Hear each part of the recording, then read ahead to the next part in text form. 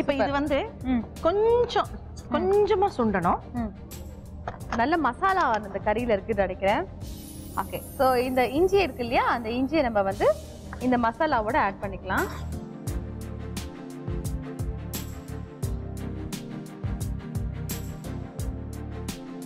இப்போ கொஞ்சம் நெய் எடுங்கப்பா. இந்தாங்க நெய். நல்லா கொதிக்கட்டும். இது பாருங்க ட்ரை ஆக போகுது பாத்தீங்களா? ஓகே,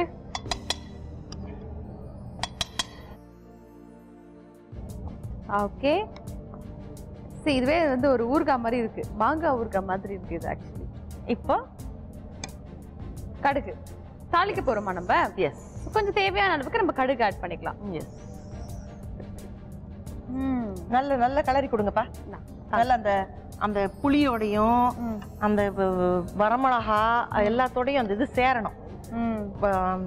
இஞ்சி எப்படி கறி மாதிரி ஆயிடுச்சு பாருங்க. ஆமா, நல்லா இருக்கு ஆக்சுவலி. இது வந்து ஒரு சேஞ்சுக்கு யாராவது நம்ம வீட்டுக்கு சாப்பிட வராங்க அப்படின்னா இது ஒரு நல்ல ஊறுகாய் மாதிரி இருக்கும்.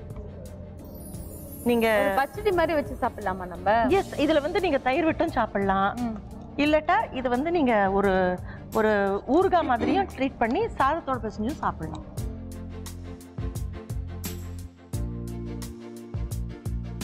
லாஸ்ட் ஸ்டெப் இதுல வந்து சுகரா? சர்க்கரை.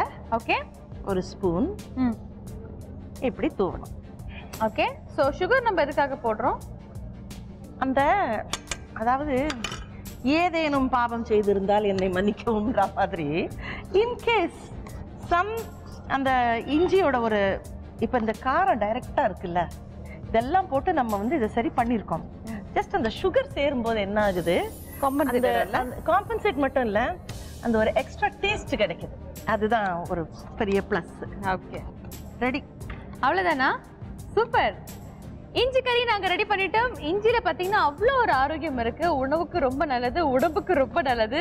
ஸோ இந்த மாதிரி அதிகமான ஆரோக்கியம் இருக்கக்கூடிய இஞ்சி வச்சு நாங்கள் இஞ்சி கறி செஞ்சுருக்கோம். உங்கள் வீட்டில் நீங்களும் செய்யணும் இல்லையா? செய்முறை விளக்கத்தை இப்போ நீங்கள் பார்த்து வந்துருங்க.